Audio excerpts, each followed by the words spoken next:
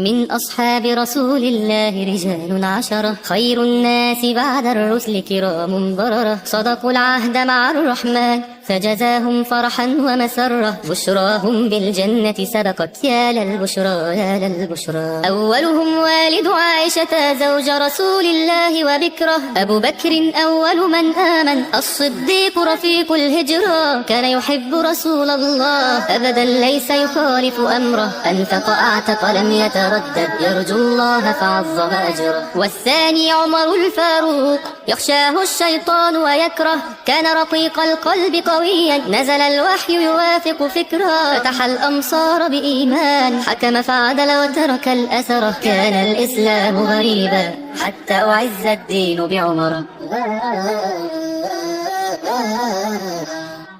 ذو النورين الثالث وهو عثمان ذو جيش العسرى، كان حيا كان رفيقا يحيي الليل ويكثر ذكرى، بايع عنه رسول الله يوم البيعة تحت الشجرة، جمع القرآن وارسله للأمصار بأيدي سفرة. هو الرابع وتربهم رحما ابن العم وزوج الزهراء، باب العلم علي كان ولي رسول الله وظهرا، كان كهارون إلى موسى يحفظ سره يشدد أزرا، أحب الله محب علي وابنيه الحسنين الخيرة. من أصحاب رسول الله رجال عشرة، خير الناس بعد الرسل كرام بررة، صدقوا العهد مع الرحمن فجزاهم فرحا ومسرة، بشراهم بالجنة سبقت يا للبشرى يا للبشرى.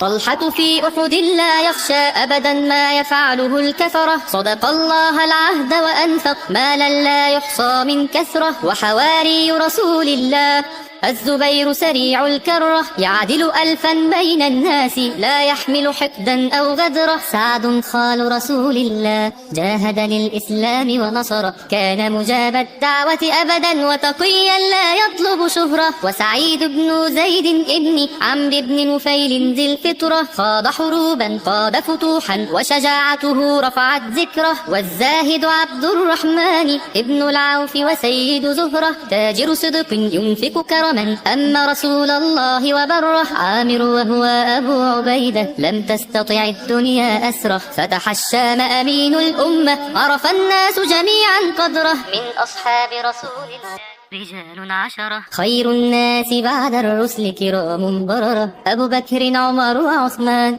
وعلي وسعيد وسعد، طلحة والزبير وعامر وابن العوف تمام العشرة.